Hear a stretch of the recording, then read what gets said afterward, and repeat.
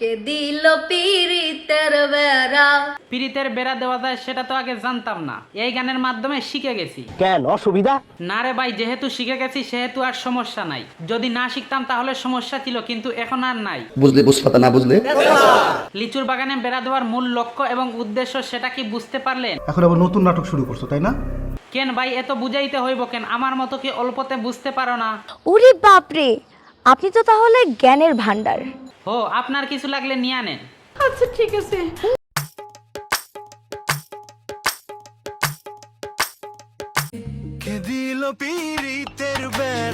আমি তো ভাবলাম আপনি সেই কাঙ্ক্ষিত লোক যে লিচুর বাগানে বেড়া দিয়েছেন, কিন্তু এখন তো ঘটে গেল উল্টোটা। এখন তো দেখি সব কিছুর মূল সাকিব ভাই।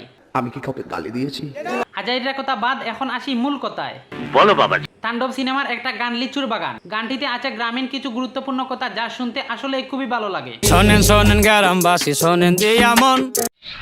একটা জিনিসই রে। এই দৃশ্যটি না দেখলে আপনারা বুঝতে পারবেন না গানটা আসলে কতটা রোমান্টিক। আমি চুপ করে ভালোবাসি। আর শুটিং সেটের দিকে ফোকাস না দিয়ে তো উপায় নাই।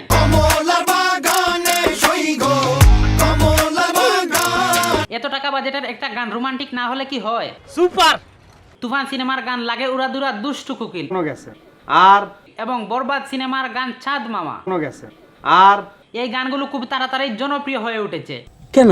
এই গানগুলো ট্রেন্ডিং থেকে যেতে না যেতেই চলে আসলো সাকিব ভাইয়ের নতুন গান লিচুর বাগান। পরপর এতগুলো গানে কাজ করার পর আমার মনে হয় সাকিব ভাইয়ের বিশ্রাম নেওয়া প্রয়োজন। সঠিক বলেছেন। আমার সাথে একমত হওয়ার জন্য ধন্যবাদ আপনাকে। তা অবশ্য ঠিকই বলেছেন। তবে ভাই একটা কথা মানতে হবে, এটা তো কোনো বিষয় না। গরুর মাংস বাঙালির যতই প্রিয় খাবার হোক না কেন, কুরবানির ঈদ আসলে সেটাও বিরক্তিকর হয়ে যায়। সেটা না হয় বুঝলাম, এখন কি হয়েছে সেটা তো কবি। সো ভিডিওটা কেমন হলো কমেন্ট করুন, ভালো লাগলে লাইক করুন, পেজ হলে ফলো করুন, আর চ্যানেল হলে অবশ্যই সাবস্ক্রাইব করুন। বুঝছি তো, এসব কি আপনি আমার থেকে ভালো বুঝবেন? আরে ভাই শুধু বুঝলে হইব না, চ্যানেলটা সাবস্ক্রাইব করতে হইব।